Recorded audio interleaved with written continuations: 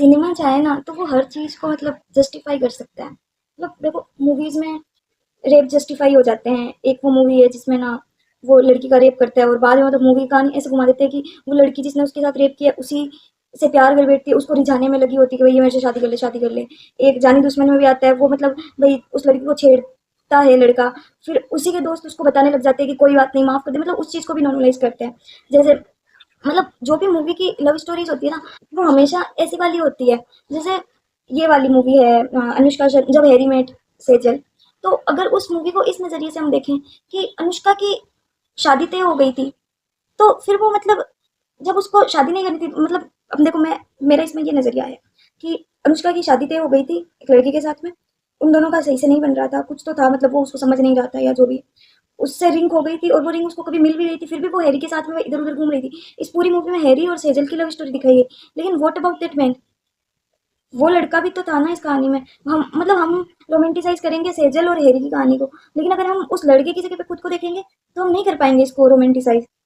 ठीक है, ऐसे ही जैसे ये वाली है मी बिफोर यू मूवी, इसमें भी मूवी को मतलब अच्छा माना जा रहा है कि कितनी ब्यूटीफुल मूवी है, पर अगर उस पेट्रिक के हिसाब से देखी जाए तो देखो पेट्रिक को कुछ ज़्यादा ही नेगेटिव दिखाया गया है, और ऐसा दिखाया गया है कि मतलब एक तरफा गलती है उसकी, कि वो है ना इसकी जो लू है उसकी नीड्स को ध्यान नहीं देता है, उसकी बातों को ध्यान नहीं देता है। बट अगर हम ये चीज़ देखें, जैसे उसका एंथुजियाज्म अगर ट्रायथलॉन की तरफ है, फिटनेस फ्रीक है वो, तो वो उस चीज़ को भी तो मतलब जो गर्ल है वो भी तो उस चीज़ को वैल्यू नहीं कर रही, उसको भी तो वो मतलब ऐसे वो भी तो उन चीज़ों के प्रति इतनी, जैसे वो इतना ऐसे उत्साहित होता है अपनी वाली चीज़ों के लिए, उस पर वो भी तो नहीं हो रही ना। वो भी जैसे मान लो उसने वो बोला था 28 मिनट में वो एक माइल चल गया, उसको भी तो वो चीज़ एकदम ऐसे नॉर्मल लगी थी। तो इस मूवी में हमें ये इसका नज़रिया बताया गया है फीमेल लीड का, कि भाई ऐसा है ऐसा है। एंड अब देखो कोई भी मेल अपनी गर्लफ्रेंड को नहीं भेजना चाहेगा कि वो अपने बॉस के साथ में कोई भी जगह पे जाए वेकेशन के लिए, कोई भी उद्देश्य से। और कोई लड़की भी नहीं चाहेगी कि उसका बॉयफ्रेंड किसी बॉस के साथ में, फीमेल बॉस के साथ में कहीं पे वेकेशन पे जाए। तो ये चीज़ तो मतलब नॉर्मल है ना एक तरह से, कि हाँ अब उसको ना उसमें सेल्फ सेंट्रिक ज़्यादा दिखाया गया है, नो डाउट, कि भाई वो उसको जो गिफ्ट दे रहा है वो भी अपने नाम का दे रहा है, पेट्रिक नाम का दे रहा है उसको गिफ्ट, ये उन्होंने सेल्फ सेंटर करने की दिखाई है, एकदम कोशिश करी है। और हाँ ठीक है वो सेल्फ सेंटर्ड था, बट उसकी जो प्रायोरिटीज है उसको फीमेल लीड ने भी तो नहीं किया, एक्नॉलेज नहीं किया, वो भी तो उसकी खुशी में नहीं खुश होती थी। लेकिन फिर भी हम लोगों को उस मूवी को देखते टाइम हम लोग विल और लू की जो लव स्टोरी उसको रोमांटिसाइज करने पे मजबूर कर रहे हैं, और मतलब पेट्रिक को एकदम एक नेगेटिव कैरेक्टर में डालने की कोशिश कर रहे हैं कि भाई वो तो एकदम ही सेल्फ सेंटर्ड था, वो तो इसकी नीड्स का ध्यान भी नहीं रखता था, इसकी बातें भी नहीं सुनता था। लेकिन इस चीज को ऐसे भी देखो ना कि मतलब उसको उसकी भी तो जो नीड्स थी वो भी तो पूरी नहीं हो रही थी। और कोई भी व्यक्ति हो चाहे वो फीमेल हो या मेल हो, अपने पार्टनर के लिए इतना पॉजिटिव तो होता है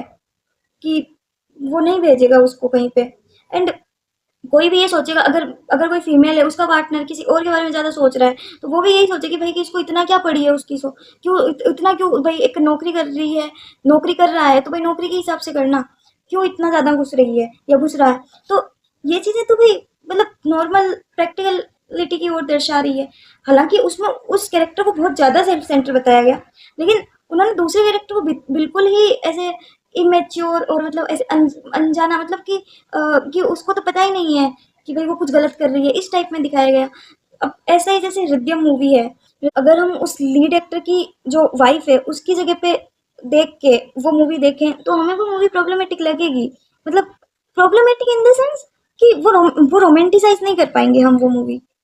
तो मैं बस ये कह रही हूँ कि ये सिनेमा होती है ना, ये हर सिचुएशन को ना मतलब जस्टिफाई कर देती है, वरना रियल जिंदगी में ऐसी चीजें सच में ये इम्प्रैक्टिकल चीजें हैं। और मतलब दूसरे वाले जो कैरेक्टर होता है ना उसकी डेप्थ ही नहीं दिखाई जाती है, उसको ऐसे दिखा दिया जाता है कि वो तो इमोशनली अवेलेबल नहीं है, तो इसलिए भाई कि इसका कनेक्शन दूसरे के साथ बन गया, चाहे वो फीमेल हो या मेल हो। तो ये चीज भी तो नहीं है ना कि अगर तुम्हारा इमोशनली अवेलेबल नहीं है तो या तो तुम ऐसी मूवी दिखाओ कि वो उस पर काम कर रहे हैं, और या फिर वो छोड़ रहे हैं एक दूसरे को, वो जस्ट फॉर ग्रांटेड लेके बस साथ चल रहे हैं, लेकिन उनकी इमोशनल अवेलेबिलिटी एक दूसरे के प्रति है ही नहीं। ये इस टाइप की मूवीज दिखा के ही तो ये सारी चीजें नॉर्मलाइज होती है, तभी तो एक तरह से चीटिंग बढ़ती है। क्योंकि फिर हर जो पार्टनर होते हैं वो सोचते हैं कि भाई हमें इमोशनल नीड तो हमारी पूरी नहीं हो रही है, और वो सिनेमा उस चीज को नॉर्मलाइज कर रहा है कि ठीक है इमोशनल नीड अगर नहीं पूरी हो रही है, तो इमोशनल नीड अगर कहीं बाहर पूरी हो रही है तो भी तुम करो। ठीक है तुम उनसे शादी मत करो, तुम उनसे मतलब तुम्हारा उनसे एक इमोशनल बॉन्ड बन जाना चाहिए। But in my view emotional bond और पार्टनरशिप अलग कैसे हो सकती है? कि अगर तुम इमोशनली अवेलेबल नहीं हो या तुम्हारे लिए कोई इमोशनली अवेलेबल नहीं है, तो फिर तुम उनके साथ कर ही क्या रहे हो? मैं बस ये कहना चाहती हूँ फाइनल अंत में कि ये जो चीज़ों को रोमांटिसाइज किया गया है ना, अगर कुछ मूवीज ऑब्वियसली शायद ऐसी मूवीज भी होंगी और शायद मैंने देखी भी होंगी, लेकिन मैं अभी नहीं समझ, मतलब मेरे को याद नहीं आ रही है, जहाँ पे वो दोनों जो पार्टनर होते हैं अपने रिश्ते पे काम भी करते हैं और भाई अच्छा काम करते हैं। लेकिन हर चीज को रोमांटिसाइज थोड़ी किया जा सकता है या जस्टिफाई थोड़ी किया जा सकता है। ये सारे भी तो एक तरह से चीटिंग ही है ना। लेकिन ये सिनेमा के शुगर कोटिंग में एकदम रोमांटिसाइज के घोल में लिपट के ऐसे दर्शाई जाती है कि भाई कितना ब्यूटीफुल कनेक्शन बन रहा है। बट इट्स नॉट ब्यूटीफुल अगर हम इसके डेप्थ में जाएं तो।